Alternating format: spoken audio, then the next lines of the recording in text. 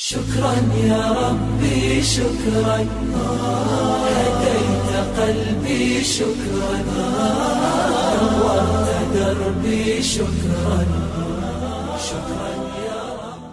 آج میں آپ حضرات کے سامنے قرآن کی عملی زندگی کے بارے میں چند باتیں پیش کرنا چاہتا ہوں۔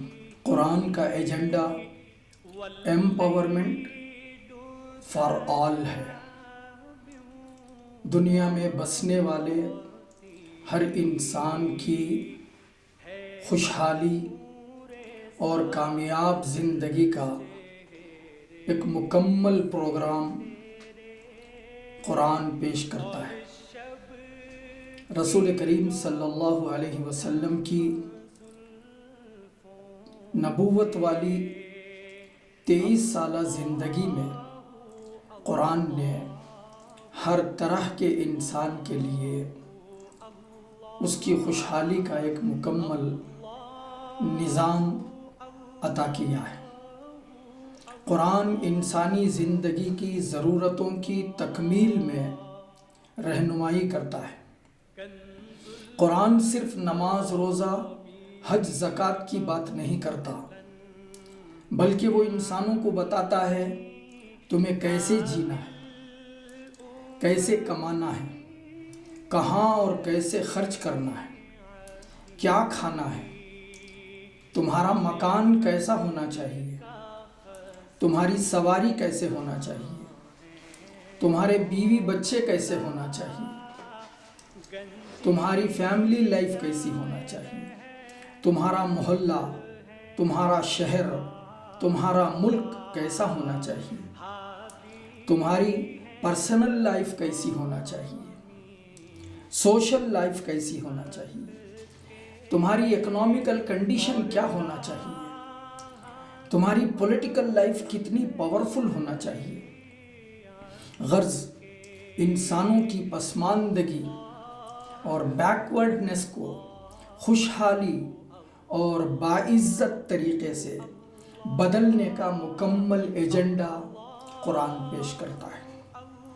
قرآن اللہ کی بندگی کے ساتھ دنیا میں باعزت طریقے سے جینے کے لیے نالج اور ایجوکیشن کی تاکید کرتا ہے۔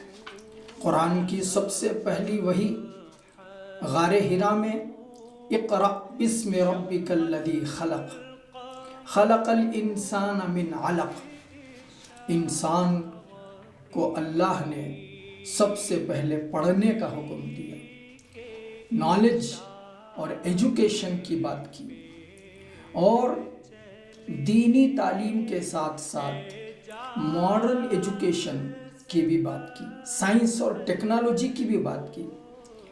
دوسری آیت ہی کے اندر اللہ نے سائنس اور ٹیکنالوجی کی طرف اشارہ کیا، خلق الانسان من علق، انسان کو گوشت کے لوتھڑے سے پیدا کیا۔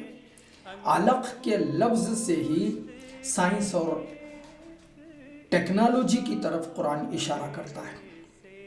اسی کے ساتھ کامرس کی بھی بات کرتا ہے کہ تمہاری تجارت کیسی ہونا چاہیے۔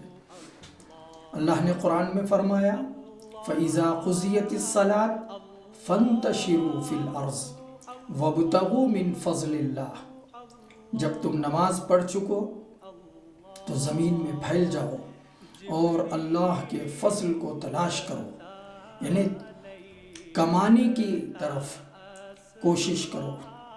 کامرس کی بات کی، بایولوجی کی بات کی، کیمسٹری کی بات کی، سوشالوجی کی بات کی، پولیٹکس کی بات کی، فلسفی کی بات کی، ایتھکس کی بات کی، تمہارے اخلاق کیسے ہونا چاہیے، تمہارا کردار کیسا ہونا چاہیے، تمہارے دوستوں کے ساتھ تعلقات کیسے ہونا چاہیے، تمہارے دشمنوں کے ساتھ تعلقات کیسے ہونا چاہیے۔ غرض ہر چیز کو، انسانی زندگی کے ہر کارنر کو قرآن نے بہت ہی صاف طریقے سے، واضح طریقے سے بتایا۔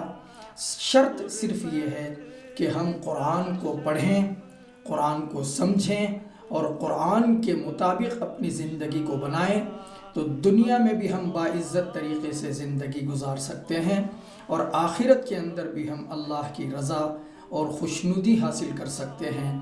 اللہ تعالی ہم سب کو اس کے لیے توفیق عطا فرمائے۔ السلام علیکم ورحمۃ اللہ وبرکاتہ۔ قرآن انسان کو سب سے پہلے جس بات کی تعلیم دیتا ہے وہ اللہ کا ڈر اور تقوی انسان اپنے اندر پیدا کرے۔